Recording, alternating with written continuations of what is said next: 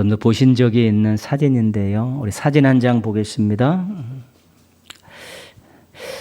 윌리엄 C. 비얼이라는 사진 작가가 찍은 믿음과 신뢰라는 그런 작품입니다.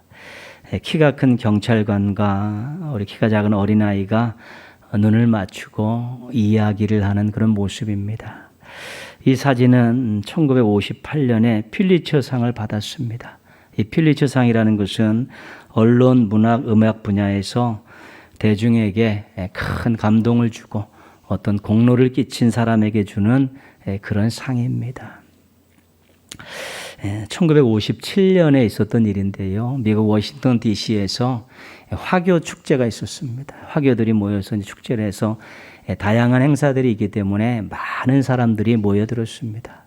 근데 이 마지막 행사가 뭐냐면 이 폭죽을 터뜨리는 그런 행사입니다. 분위기를 이제 최고로 이끌어서 폭죽을 통해서 환호하고 마무리를 지려고 하는데 이제 군중들을 이탈해서 아마 부모 손도 놓친 것 같습니다. 한 아이가 이 바깥으로 삐져나와가지고 화약 폭죽하는 그곳으로 이제 가려고 하는 것이죠. 근데 어른들은 다 못 봤는데 이 경찰관 한 명이 모리스 컬리레인이라는 이 경찰관이 그 아이를 본 것입니다. 위험하니까 당연히 이제 제지를 해야 되죠. 가서 딱 안고 그냥 이렇게 저쪽으로 부모 찾아서 주면 될 수 있지만 아이가 놀랄 것 같아서 웃는 얼굴로 이렇게 눈을 맞추면서 그를 이렇게 설명을 해주고 있는 그런 내용입니다. 내용이야 소개가 되어 있지 않지만 다정하게 웃으면서 허리를 굽히고 눈을 맞추면서 그렇게 위험한 곳이라고 가면 안 되는 거라고 이렇게 아마 설명을 하고 있는 것입니다. 이 작가는 이 장면을 찍어서 상을 받고 이 사진을 보는 많은 사람들은 마음에 따뜻함을 선물 받은 것이지요.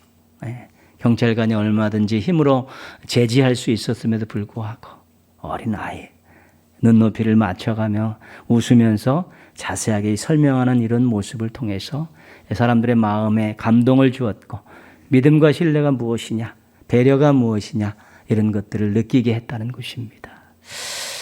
눈높이를 맞추는 것은 아주 중요하고 이제 필요한 일입니다. 가정에서 우리 부모님들에게 자녀에게 눈높이를 맞추면서 그렇게 양육하라고 권면들 하시고 학교에서는 선생님들에게 우리 아이들에게 학생들에게 눈높이를 맞춰서 교육하라고 그렇게 말씀하지요. 좀 다른 의미지만 기업에서는 사원 교육을 시킬 때 우리 고객에게 눈높이를 맞추어서 판매를 하라고 가르칩니다. 눈높이를 맞춘다는 것이 중요하다는 것이죠. 눈높이를 맞춘다는 것은 소통하기 위한 것입니다. 그분과 상대방과 소통하기 위한 것이고 또 눈높이를 잘 맞춰서 상대방에게 어떤 도움을 주고 유익을 주려는 것입니다. 눈높이를 맞추는 사람의 근본적인 마음을 들여다보면 사랑하는 마음이 있는 것입니다. 우리가 눈높이를 말할 때 빼놓을 수 없는 분이 있습니다. 바로 우리가 믿고 섬기고 의지하는 하나님이십니다. 이 창조주 하나님께서 이 피조물을 만드셨죠. 우주 만물 만드시고 사람도 만드셨습니다. 그리고 그 만드신 사람과 함께 에덴 동산에서 함께 사셨습니다. 대화도 하시고 하나님께서 창조주 하나님께서 만들어진 그런 작은 피조물 인간에게 눈높이를 맞추시면서 에덴 동산에서 같이 대화하며 사셨던 것입니다. 우리 거룩하신 하나님께서 죄인들과 눈높이를 맞추시려고 제사를 만드셨습니다. 죄인들은 죽었다 깨어나도 하나님께 나갈 수 없습니다. 근데 하나님께서 제사 제대를 만들어 갖고 그 제사를 통해서 하나님께 나오고 하나님께 예배드리고 하나님께 죄 용서받을 수 있는 길을 만들어 주신 것입니다. 거룩하신 하나님께서 죄인들과 눈높이를 맞추면서 그들에게 용서라는 하나님 만남이라는 엄청난 선물을 안겨주신 것입니다. 전능하신 하나님께서 무능한 사람들과 눈높이를 맞추라고 기도하게 하셨습니다. 기도의 자격을 주셨습니다. 가까이서 그 기도를 들으시고 그 필요를 아시고 하나님께서 친히 그들의 삶에 좋은 것들로 채워주셨던 것입니다. 것이죠. 그래서 하나님께서는 자격이 없는 사람들에게 자격을 주시면서 눈높이를 맞추셨죠. 하나님께서는 능력이 없는 사람들에게 능력을 주시면서 또 눈높이를 맞춰 가셨고요. 하나님께서는 기회가 없는 사람들에게 은혜를 베푸시면서 눈높이를 맞춰 가신 것입니다. 우리가 성경을 읽어보면 하나님께서 먼저 찾아오셨습니다. 먼저 말씀하셨습니다. 먼저 사랑하셨습니다. 아쉬울 것이 하나도 없으신 분이 피조물들과 백성들을 위해서 당신의 눈높이를 낮추신 것입니다. 조정하신 것입니다. 친구가 되어주시려고, 무언가 도와주시려고, 은혜를 주시려고, 함께 동행하시려고 낮춰도 엄청나게 낮추신 것입니다. 상상할 수 없을 정도로 낮추신 것입니다. 우리가 하나님의 눈높이를 생각하면서 꼭 기억해야 될 한 말씀이 요한복음 1장 14절 말씀입니다. 같이 한번 읽겠습니다. 말씀이 육신이 되어 우리 가운데 거하심에 우리가 그의 영광을 보니 아버지의 독생자의 영광이요 은혜와 진리가 충만하더라. 아멘. 말씀이 육신이 되셨다, 우리 가운데 거하셨다, 이 말은 예수님께서 인간의 몸을 입고 이 땅에 오셨다는 것입니다. 우리가 성육신 사건이라, 성탄 사건이라고 말하는 이 중요한 내용입니다. 하나님께서 만드신 인간들이 죄에서 헤어나지 못하고 죄를 짓고 멸망길로 치닫고 있었습니다. 그래서 예언자도 보내시고 끊임없이 구원의 손길을 펼치셨지만 듣지 않습니다. 고집스럽게 돌아오지 않습니다. 그래서 하나님께서 그 하늘 보좌 높은 데서 너희들 이렇게 해라, 용서한다, 그렇게 말씀하시지 않습니다. 친히 그 귀한 독생자를 이 땅에 보내시는데 죄인들과 똑같은 육신의 몸을 입고 이 땅에 보내시는 것입니다. 죄는 없으시지만 죄인들과 똑같은 형편과 처지에서 사시도록 이 땅에 보내신 것이지요. 하나님의 아들을 죄인들과 눈높이를 맞추신 것입니다. 그래서 그분을 이제 믿음을 통해서 구원하신 하나님의 놀라운 일이 우리가 요한복음 1장 14절에 나오는 말씀이 육신이 되어 우리 가운데 거하심의 이 말씀 속에 담겨있는 눈높이 사건입니다. 이방의 신들, 우리가 알고 있는 많은 신들은 실은 자기 보좌에 앉아서 명령만 내립니다. 그리고 그 헌제자들, 예배자들을 통해서 자기의 유익만 챙기는 것이 우리가 고대 종교에 나오는 신들이고 우리가 알고 있는 여타의 신들입니다. 그런데 우리 하나님께서는 그 높고 높은 보좌에서 앉아서 명령만 하시고 이익만 챙기시는 것이 아니라 친히 세상에 오셔서 눈높이를 맞추시면서 수고와 희생을 통해서 죄인들을 구원하시고 죄인들이 복된 삶을 살도록 끊임없이 은혜를 베푸셨다는 것입니다. 그래서 우리가 믿는 우리 하나님이 얼마나 대단하신 분인가요? 여타의 신들과는 비교할 수 없는, 잡신들과는 비교할 수 없는, 우리를 인격적으로 대하시고 우리를 사랑하시고 우리를 구원하시기 위해서 스스로 눈높이를 낮추셔서 정말 인간처럼 되셔서 인간의 자리까지 오셔서 구원하셨다는 그걸 생각할 때마다 우리가 그런 하나님 앞에 이런 대접을 받아도 되나 할 정도의 큰 놀라움이, 감격이 우리 속에 있는 것입니다. 우리가 예배를 드릴 수 있는 것, 우리가 하나님의 말씀을 우리 언어로 읽고 우리 언어로 들을 수 있는 것, 우리가 언제든지 하나님께 나가서 기도할 수 있는 것, 지금은 우리가 자연스러운 것입니다. 당연한 것입니다. 그런데 그것들을 우리에게 안겨주시기 위해서 하나님께서 눈높이 은혜를 베풀어 주신 것입니다. 독생자 예수님을 이 땅에 죄인의 육신의 몸으로 입고 이 땅에 오셔서 죄인들을 구원하시기 위해 십자가에 달려 돌아가셨기 때문에 죄인들과 눈높이를 맞추며 죄인들을 위해서 모진 고난과 희생을 감수하셨기 때문에 우리가 하나님 앞에 나가서 예배드릴 수 있는 것이고 우리가 하나님의 말씀을 자국어로 읽고 들을 수 있는 것이고 우리가 언제든지 하나님께 나가서 기도함을 통해서 하나님의 응답을 경험할 수 있게 되는 것입니다. 그래서 하나님의 이 눈높이 은혜가 실은 우리 신앙의, 우리 삶의 모든 것들의 기반이 되는 것입니다. 눈높이를 낮춰주시지 않았으면, 예수님을 이 땅에 인간의 몸으로 보내주시지 않았으면 예배고 말씀이고 기도고 우리의 삶 전체가 어떤 의미를 갖기가 어려웠던 것입니다.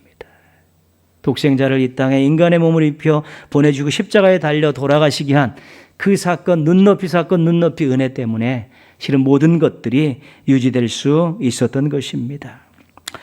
우리가 하나님의 말씀을 읽으면서 이렇게 눈높이를 조정하시는 그 하나님의 모습들을 쭉 보게 됩니다. 그러면서 우리가 그 하나님의 모습 속에서 생각나는 한 가지 단어는 뭐냐면 열심이라는 것입니다. 이사야서는 그런 이야기를 합니다. 하나님의 열심히 일을 이루리라. 인간들의 능력으로 안 되는 일입니다. 그런데 하나님께서 열심을 가지고 그 일을 행하셔서 구원을 안겨주시고 은혜를 주시고 새 삶을 주셨다는 것입니다. 그런데 열심히 수고하고 희생하는 것은 쉽게 되는 일이 아닙니다. 억지로 하는 일이 아닙니다. 이것은 정말로 수고하고 희생하는 일은 사랑하는 마음이 없으면 안 되는 것입니다. 또 수고하고 희생하는 일이 자기에게 뭐가 유익됩니다. 근데 그 일도 열심히 하시는 것입니다. 무엇 때문에 그렇습니까? 사랑하시기 때문에 그런 것입니다. 그래서 하나님은 열심히 우리를 위한 일이라면, 우리를 위한 일에서 하시는 일은 대충대충 하시는 것이 아니에요. 그 권위를 갖고 하시는 것이 아니라 손수 수고와 희생하시면서 열심히 하시는 분이라는 것을 우리가 알게 되는 것이죠. 나 같은 죄인을 위해, 부족한 사람을 위해서 수고하고 희생하시는 것도 몸둘 바를 모르겠는데 그것도 열심히 수고하고 희생하신다는 걸 생각하면 우리가 정말 하나님을 찬양하지 않을 수 없고 그분 앞에 무릎을 꿇지 않을 수 없는 것입니다. 박영선 목사님이 쓴 하나님의 열심이라는 그 책이 있습니다. 그 책에는 아브라함, 야곱, 요셉, 모세, 욥, 다윗, 엘리야, 베드로 이 8명을 인물을 연구한 그런 책입니다. 그분이 그 서문에서 이것을 쓰게 된 동기, 또한 이 연구하면서 얻은 결론을 이렇게 말하고 있습니다. 같이 한번 읽어보겠습니다. 아무도 위인으로 태어나지 않았습니다. 모두가 하나님께서 열심히 만들어낸 작품입니다. 그래서 저는 드디어 감격과 항복을 외쳤습니다. 저 같은 것도 하나님의 열심히 이 위대한 반열에 서게 하실 것이라고. 이 8분을 우리가 신앙의 선배라고 존경하는 분들 아닙니까? 또 본받으려고 노력하는 분들, 이분이 연구해 보니까 처음부터 대단하게 태어나지 않았다는 것입니다. 다 하나님께서 열심을 가지고 훈련시키시고 다듬으시면서 그렇게 일꾼으로 만들어 가셨다는 것입니다. 부족하고 보잘것없는 사람들이지만 하나님의 열심을 가지고 훈련시키시고 때로는 고난에 처하게 하시며 말씀으로 권고해 주시면서 따뜻하게 품어주시면서 잘 다듬어서 성경에서는 정말로 하나님을 잘 섬기는 위대한 인물들로 그렇게 성장하게 하셨다는 것입니다. 그걸 깨닫고 이분이 그런 겁니다. 나도 내가 늘 부족하다고 생각하고 항상 한심하다고 생각하고 저 사람들을 어떻게 쫓아갈 거라고 또 자괴감까지 가졌었는데 이제 그럴 필요 없다.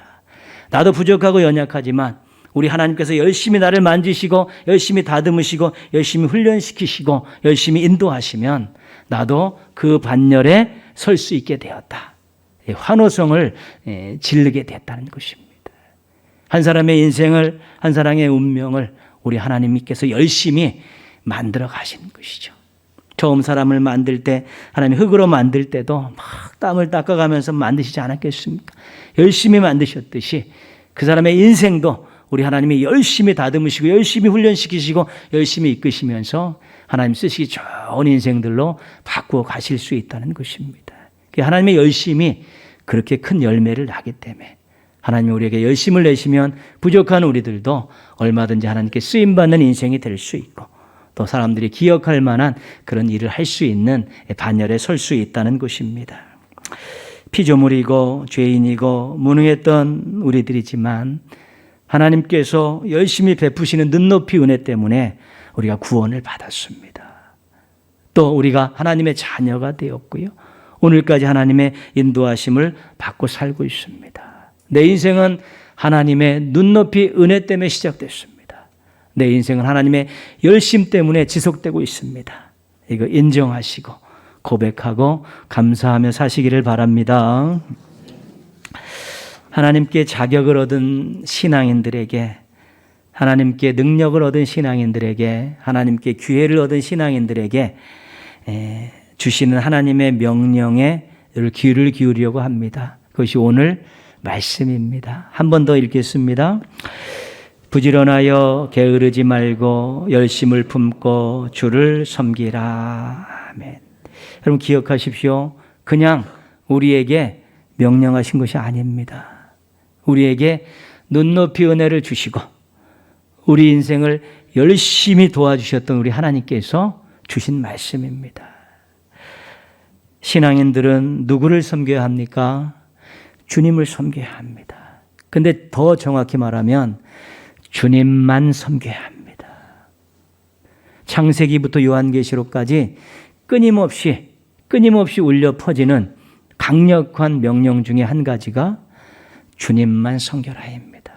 모세도 여호수아도 예언자들도 예수님도 사도들도 끊임없이 하나님만 섬겨라, 주님만 섬겨라고 그렇게 말씀하셨습니다. 신앙에 있어서 중요한 것 많이 있지만 그 중에 핵심되는 중요한 것은 신앙의 섬김의 대상을 분명히 하는 것입니다. 섬김의 대상이 바뀌면 안 되는 것이죠. 섬김의 대상이 바뀌는 것을 우리는 우상숭배라고 이야기하는 것입니다. 역대하 17장 35절입니다. 같이 한번 읽겠습니다. 너희는 다른 신을 경외하지 말며 그를 경배하지 말며 그를 섬기지 말며 그에게 제사하지 말며 다른 신을 경외, 경배, 섬김, 제사하지 말라. 철저하게 금하신 것입니다. 섬김의 대상을 교체하지 말라는 것입니다. 하나님만이 유일하게 섬김의 대상인데 섬김의 대상이 바뀔 수 있다는, 안 된다는 것입니다. 마태복음 6장 24절을 한 번 더 계속 읽습니다. 너희가 하나님과 재물을 겸하여 섬기지 못하느니라. 하나님을 섬기는데 또 재물도 섬긴다는 것입니다. 이것도 역시 우상숭배라는 것입니다. 주의하라고 당부하신 것입니다. 이것은 겸하여 섬기는 것입니다. 아까는 바꿔서 섬기는 건데 이거는 겸하여 섬기는 것입니다. 옛날에는 바꿔 섬기는 것이 많았습니다. 그런데 오늘날에는 겸하여 섬기는 것이 훨씬 많습니다. 우리들의 시선과 마음을 끌고 사랑하고 섬겨야 할 것들이 세상에 너무 많아졌습니다. 그 우리를 유혹합니다. 우리를 시험에 몰아넣습니다. 그때 우리가 잠깐 잘못하면 하나님은 섬기고 있습니다.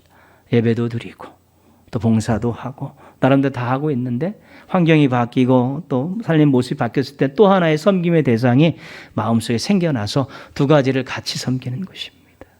이게 더 조심해야 될 겁니다. 하나님을 내가 섬기는 행동을 하고 있다라고 만족하는 것이죠. 그리고 이것을 섬기는 것에 대해서는 죄책감이 없는 것입니다. 그러다 보면 뭉툭해져서 이 신앙도 아니고 저 신앙도 아니고 짬뽕 신앙이 돼가지고 하나님 앞에 선명한 모습으로 진실된 모습으로 서지 못하게 되는 것입니다.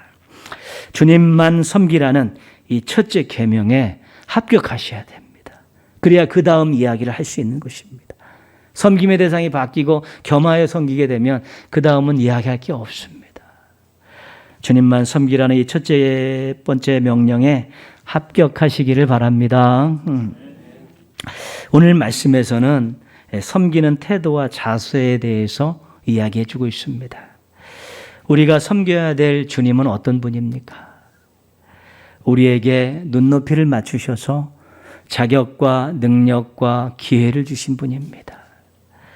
우리를 위해 졸지도 주무시도 않으면서 수고하고 계신 분입니다. 우리를 구원하시기 위해서 독생자를 희생하신 분이십니다. 우리가 섬겨야 될 하나님은 그런 분입니다. 나와 아무런 상관이 없는 분이 아니라 나에게 눈높이를 맞춰주셔서 자격도 주시고 능력도 주시고 기회도 주시고 지금도 졸지도 주무시지 않으면서 나의 기도를 들어주시고 또 기도하지 않은 것까지 책임져 주시면서 인도하시는 분이시고요. 이미 내가 하나님을 아버지로 부를 수 있도록 독생자를 희생하시면서 우리 구원의 감격을 주시고 하나님 나라를 주신 분입니다. 이런 주님을 어떻게 섬겨야 되냐는 것입니다. 오늘 말씀에서는 부지런히 섬기라고 이야기합니다. 게을러지면 안 됩니다. 섬김 자체의 속성상 게으르면 섬길 수가 없습니다. 형식적이어도 안 됩니다. 대충 하면 안 되는 것입니다. 우리가 주님을 섬김에 있어서 부지런히 섬겨야 되죠. 게을러서 계속 밀어두고 또 형식적으로 그냥 사람 눈에만 보면 된다라고 그렇게 하고 그냥 또 귀찮으니까 대충대충 하는 이런 것 갖고는 안 되는 것입니다. 우리가 부지런히 섬겨야 주님의 발꿈치 정도 따라갈까 말까 한 것입니다. 주님의 발뒤꿈치 정도 따라갈까 말까 우리가 부지런히 해야 그 정도 갈까 말까 한 것입니다. 그런데 대충 하고 형식적으로 하고 게을르게 하면 그 섬김 자체가 성립이 안 되는 것입니다. 두 번째는 열심을 품고 섬겨야 합니다. 흉내만 내서는 안 되죠. 귀찮아해서도 안 되고 우선순위에서 밀려도 안 되는 것입니다. 정말 열심. 흉내는 누구든지 낼 수 있는 거지만 하나님은 우리의 마음을 감찰하시는 분입니다. 귀찮아서 하는 그거는 안 한만 못한 것이고요. 우선순위가 밀리면 안 되죠. 내가 다 해놓고 내일 다 해놓고 짜투리 시간 갖고 한다는 그런 섬김은 그런 진정한 섬김이 될 수 없습니다. 주님의 발뒤꿈치 정도 따라가려고 하면 열심히 섬겨야 되는 것입니다. 하나님은 거룩하신 분입니다. 우리는 죄인입니다. 무슨 죄인이요? 용서받은 죄인입니다. 죄는 용서받았지만 여전히 우리는 죄의 영향력 하에 놓여 있습니다. 그래서 우리가 주님을 섬기려면 치열해야 됩니다. 어떤 면에서요? 죄와의 싸움에서 치열해야 되는 것. 내가 거룩하신 하나님 앞에 나아간다. 내가 거룩하신 하나님의 일을 한다 그럴 때 죄와 치열하게 싸워야 해서 그 죄의 문제들을 조금씩 해결해야지만이 우리 하나님을 잘 섬길 수 있는 것입니다. 누더기 옷을 입고 죄에 덕지덕지 낀 그 죄의 때를 다 가지고 주님을 섬기겠다고 나서면 그것은 섬김이 될 수 없는 것입니다. 거룩하신 하나님 앞에 용서받은 죄인이지만 정말로 치열하게 죄와 싸우고 미워하고 멀리하고 또 승리한 모습을 가지고 주님을 이렇게 섬길 때 우리가 제대로 된 섬김을 할 수 있게 되는 것입니다. 하나님은 위대하신 분입니다. 우리들은 주님 만나기 전까지 좀 보잘것없는 인생들이었습니다. 주님 만나서 용 됐지요. 그래도 우리 하나님은 만왕의 왕이시고 창조주신 것입니다. 위대하신 분, 그분의 일을 하고 그분을 섬기는데 우리가 정말로 준비 안 된 모습으로 섬길 수 없는 것입니다. 세상에서도 조금 나름대로 본인보다 여러 면에서 난 분들을 섬길 때 뭐 별의별 거 다 준비해갖고 그 환심을 살려고 그런 마음을 가지고 섬기는데 만왕의 왕이시고 창조주인 우리 하나님 우리가 섬김에 있어서 준비하지 않고 그냥 막 이렇게 섬기겠다라고 나서는 그 자체가 더 우스운 것입니다. 주님의 발뒤꿈치를 내가 그 밑에라도 가겠다는 그런 마음이 있으면 죄와 치열하게 싸우고 우리가 준비를 열심히 해서 그렇게 섬겨야만 되는 것입니다. 우리 신앙인들은 한계를 인정할 수 있어야 됩니다. 원래 우리는 한계를 가진 존재였습니다. 근데 우리가 하나님의 것, 하나님의 일, 하나님의 소유 이런 것들은 실은 우리 것이 아닙니다. 우리 노력으로 죽었다 깨어나도 얻을 수 없습니다. 근데 하나님께서 눈높이 은혜를 주셔서 한계를 넘어서게 하셔서 우리가 하나님의 세계를 경험하고 하나님의 것을 소유하고 하나님의 일을 하게 된 것입니다. 감사한 일이죠. 그러나 여전히 우리는 육신의 몸을 있기 때문에 한계가 있습니다. 육신적으로도 한계가 있고 지혜도 그렇고 능력도 그렇고 또 사랑도 우리는 한계가 있습니다. 그렇기 때문에 우리가 몸부림치고 최선을 다하고 정성을 쏟아 부어야만이 우리 주님을 섬기는 자격을 얻게 되는 것입니다. 우리 주님을 섬기는데 부끄럽지 않은 것입니다. 한계가 있기 때문에 노력을 하고, 한계가 있기 때문에 기도를 하면서 우리가 하나님 섬기는데 부족함이 되지 않도록 몸부림치는 준비된 시간이 없으면 주님을 섬기는 것이 쉬운 건 아닌 것입니다. 실은 신앙의 많은 부분들이 우리가 말로 하는 것들로 전락하고 있는 것입니다. 주님 사랑합니다. 헌신하겠습니다. 겸손히 살겠습니다. 또 예수님처럼 닮아가겠습니다. 말로 하는 그 모든 것들이 정말 우리의 삶의 모습들, 행동으로 이렇게 연계되어지지 않으면 그건 다 말잔치인 것입니다. 부족하기 때문에, 연약하기 때문에 잘 섬기기 위해서 더 노력하고 몸부림치고 최선을 다하고 기도하는 그런 모습들이 있어야지 우리가 섬기면서 갔을 때 부끄럽지 않은 섬김이들이 될 수 있는 것입니다. 예배를 생각해 봅니다. 예배는 하나님을 섬김에 있어서 중요한 것입니다. 거의 1번에 가깝습니다. 주님만 섬기겠다는 마음과 태도로 예배를 준비하십니까? 부지런히 열심히 예배를 드리고 있습니까? 혹 정말 이렇게 예배 드려도 되나라는 두려움이 찾아올 때는 없으십니까? 코로나19 시대를 살고 있는 우리에게 예배는 우리의 섬김을 진단할 수 있는 중요한 기준입니다. 내가 정말 주님을 잘 섬기고 있는가?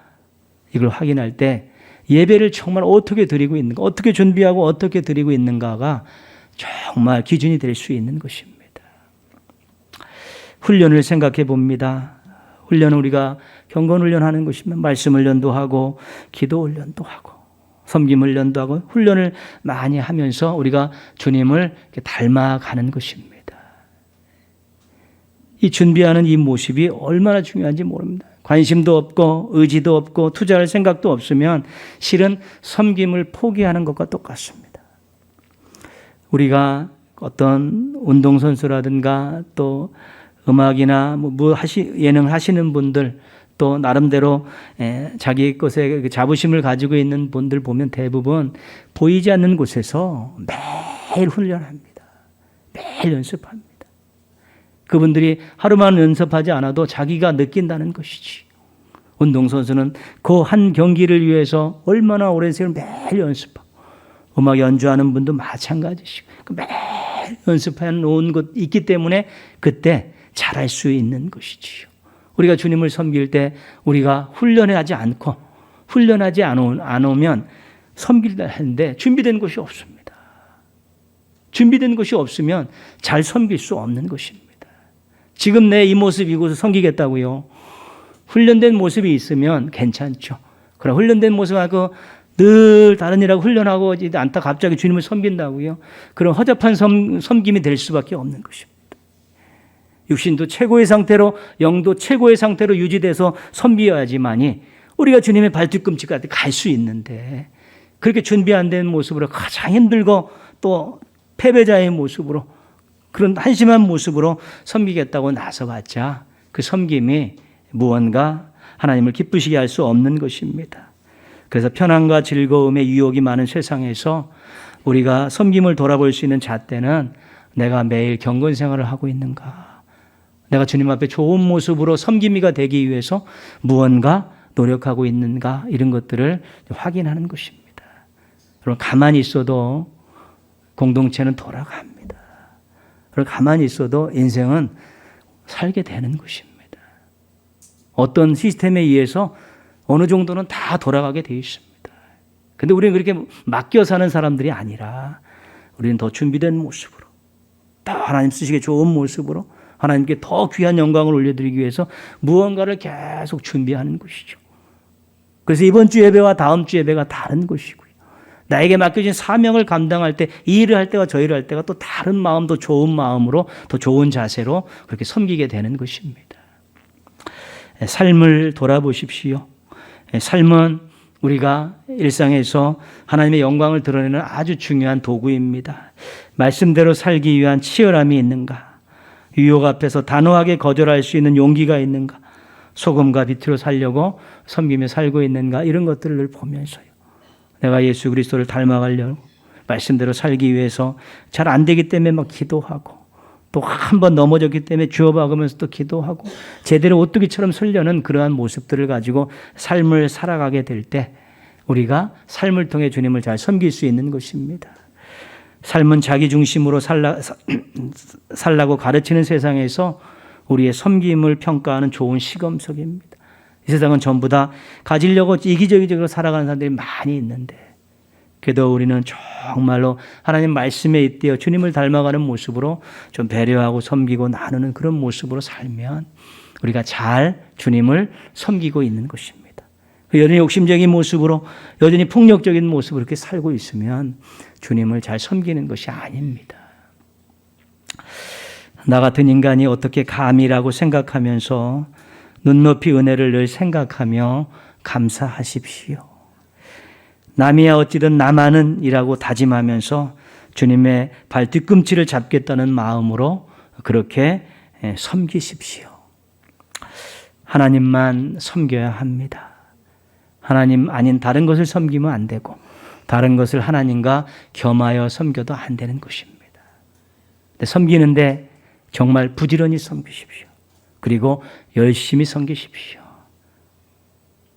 하나님이 우리에게 열심히 수고와 희생을 통해서 은혜를 베푸시며 우리의 인생들을 이렇게 키워가고 이끌어가고 계신데 그런 하나님을 섬기고 그런 주님을 섬긴다는 우리들이 준비 안 된 모습으로 허접한 모습으로 냉랭한 가슴으로 안고 그렇게 섬긴다고 하면 하나님의 생각은 두 번째 치고 우리 자신이 너무 부끄럽지 않습니까? 대때만하게 큰 은혜를 받은 사람이 그분을 섬김에 있어서 준비 안 된 모습, 허접한 모습, 한심한 모습으로 섬기겠다고 나서는 자체가 정말 자신이 자신을 생각해도 너무나 한심한 것입니다. 우리 하나님은 그래 사정이 있었겠지, 다음에 잘하겠지 그러면서 또 용서하시고 다독거리시고 기회를 주실지 모르겠지만 그럼 우리 하나님 그렇게 하셨으니까요. 그것 전에 우리 스스로 눈높이 은혜를 받은 우리가 얼마나 대단한 인생이 되었나를 알고 그런 은혜를 베푸신 하나님을 섬김에 있어서 절대로 허접하지 않도록 정말 허접하지 않도록 준비하고 최선의 것을 하고 몸부림을 치는 그런 모습으로 예배가 됐던 또한 봉사가 됐던 어떤 것이 됐던 그 섬김이 그렇게 하나님 보시기에 기쁜 자신이 보기에도 좀 부끄럽지 않은 그런 섬김이 되어질 때 참으로 아름다운 일들을 우리가 많이 경험하게 되는 것입니다. 섬김이 살아야 우리들이 사는 것입니다. 섬김이 활성화돼야 교회가 사는 것입니다. 교회와 성도들의 섬김이 자연스러워질 때 이 세상이 아름다워지는 것입니다. 예수님의 십자가 죽으심이 섬김 아닙니까? 예수님이 이 땅에 오신 섬기러 오셨다고 그랬잖아요. 자기 목숨을 많은 사람의 대성물로 주러 오셨다. 그 섬김의 그 파장이 영향력이 얼마나 대단합니까? 우리도 또한 그 섬김을 제대로 잘하게 되면 정말 우리를 통해서 이루시는 놀라운 일들을 우리가 많이 경험하게 될 것입니다. 눈높이 은혜 가슴에 새기시고 주님 발뒤꿈치 따라가겠다는 결단을 가지고 우리 주님을 부지런히 열심히 잘 섬기는 우리 신실한 신앙인들 되시기를 주님의 이름으로 축원합니다. 기도하겠습니다.